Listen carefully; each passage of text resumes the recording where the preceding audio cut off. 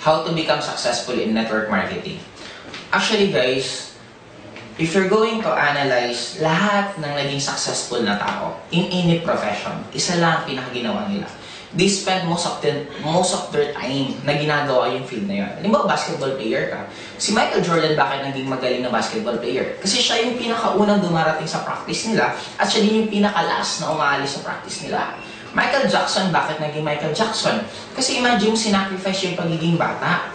Si Michael Jackson mismo, hindi niya naranasan maging bata. For the rest of his life, ang ginagawa is music, dance, yun ang ginawa niya. Just like in global, with network marketing. Marami sa atin na gustong yumaman dito.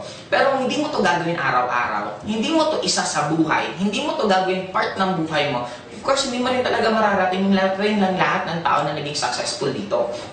Ako, naalala ko dati nung nagsisimula ako, wala akong ibang iniisip bago ako matulog, bago ako gumising. Ultimo panaginip ko is lahat networking. Ang ginagawa ko walang iba kundi networking araw-araw. Nagbabasa ako tungkol sa networking, namunood ako ng mga movies yung nakaka-relate sa networking, lahat tungkol sa networking. Kaya kung gusto mo mag-networking, tapos ikaw yung tipong tao na nagkakaroon ka ng choice. Networking, gimmick, tapos pa-priority mo gimmick. Networking, tapos family gatherings, tapos sasabihin mo, hindi, upline, gusto ko naman maging successful, guys. You need to give up something para may makuha kang bago. Now, kung gusto mo sa networking ka maging successful, dapat talaga sa umpisa, maraming ka dapat i-give up.